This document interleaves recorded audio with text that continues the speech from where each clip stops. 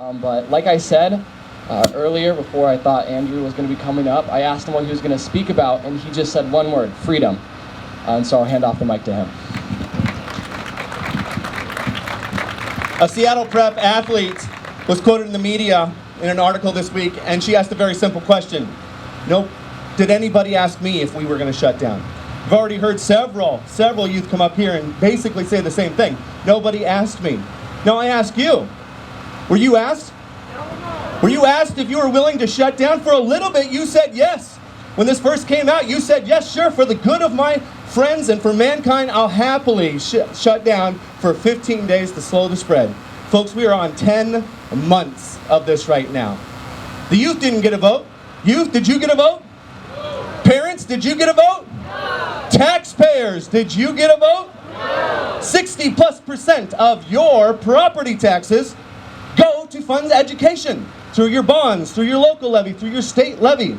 You have had taxation without representation for 10 months. Are you going to accept that? Representation is very important for freedom. If you do not have representation, that is tyranny, friends, and that is what's being foisted upon you. But the good news is this: you do not have to accept tyranny. You do not have to sit there and just accept it day after day. You need to start now, rising up now, and you need to do it in every single way that you can. You need to start first at your local school districts, and you need to demand that they set a schedule for reopening the schools, and not by March for 4 through 6, and by June for 9 through 12. That is not going to cut it. They need to get the schools open now. Friends, we may have different disagreements with what they teach in the schools, or what they are planning to teach in the schools, but that is the next battle. The first battle is getting kids back in school, and why that is important is because the parents that cannot go back to work until their kid is in school is holding back the economic recovery that we so desperately need. An economic recovery starts first and foremost with parents that both work being able to go back to their jobs, with single parents being able to go back to their jobs, trusting that their kids are safe in school. Without the kids in school, the economic recovery will be drawn out, and we will suffer into this depression. Are you willing to drag out this economic depression?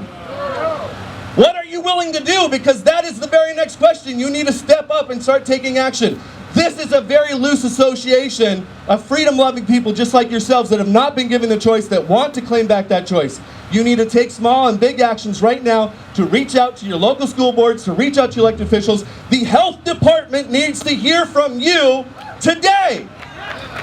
Erica at the health department needs to get a phone call. She needs to get an email. She needs to get a letter. She needs to have you standing outside and saying, Erica, tell the school districts that they can open up. Then you have to go to the school districts and tell them, health departments, they can open up. And you got to play this little game because everybody else gets representation. Teachers get representation. School districts get representation. The lawyers of the school districts get representation. But you haven't had your representation, and it's time to take that back.